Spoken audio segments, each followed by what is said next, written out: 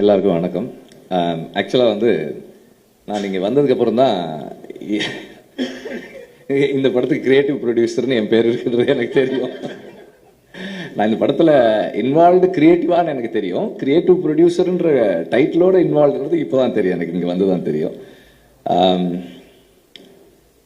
மதி வந்து is a very a man with a lot of self-respect. எப்படின்னா எதையுமே வந்து he doesn't take it for granted. அவங்க வீட்டில் வந்து அவங்க அப்பா அம்மாவுக்கு வந்து அவன் இன்ஜினியரிங் படிக்கணும்னு ஆசை. அதனால் இன்ஜினியரிங்க்கு ஜாயின் பண்ணி 4 வருஷம் காலேஜ் போனான். அதுக்கப்புறம் சினிமாவுக்கு போகணுன்னப்போ நீ டிகிரி வாங்கினா போகலாம். எத்தனை அரியர்ஸ் இருந்தது அப்போ? 10 தானே? ஓகே, மொத்தமாக 10 அரியர்ஸ் இருந்தது. சரி, நான் முடிச்சா போகலாமா அப்படின்னு கேட்டப்போ போ அப்படின்னு சொல்லியிருக்காங்க.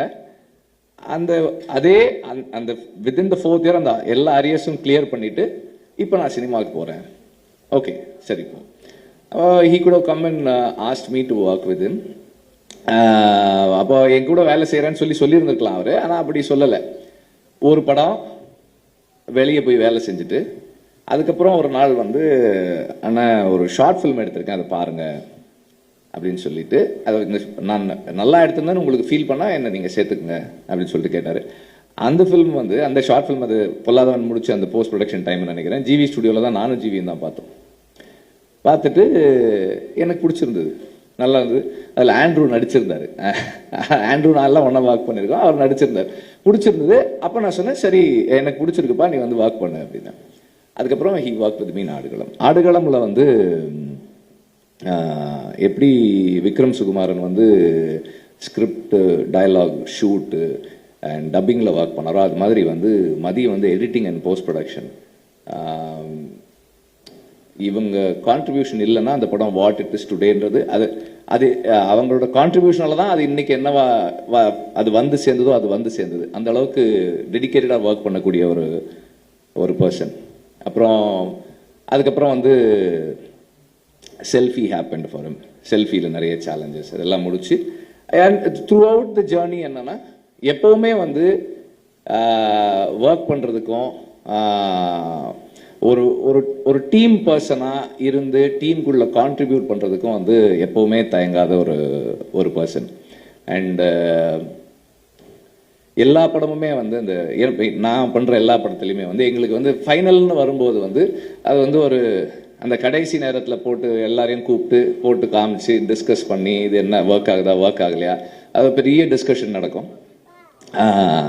ஸோ அந்த மாதிரி எப்போதுமே கூட ஒர்க் பண்ணி அதே மாதிரி மனசுக்கு படுறத எந்த ஹெசிடேஷனும் இல்லாமல் சரின்னா சரி தப்புன்னா தப்புன்னு சொல்லக்கூடிய ஒரு person.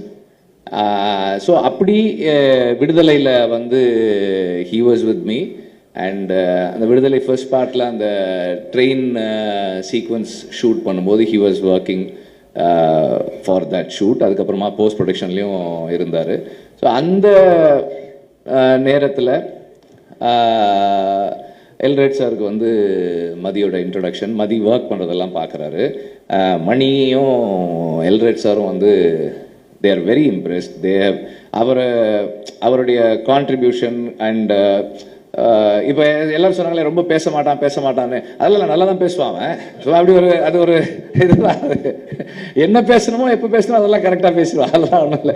So the way he carries himself, the way he puts across his thoughts, அது வந்து எல்ரேட் சாருக்கு ரொம்ப பிடிச்சிருந்தது. அப்போ ஒரு தடவை பேசும்போது, சார் நான் நல்ல பையனாக இருக்கான் சார், ஏதாவது ஸ்கிரிப்ட் அப்படி ஒரு நல்ல ஒப்பீனியன் இருக்குது அப்படின்னும் போது அவன் Mathi was working for his film. அப்போ இந்த ஐடியா எனக்கு சொன்னப்போ எனக்கு ரொம்ப பிடிச்சிருந்தது. ரொம்ப நல்லா இருக்குது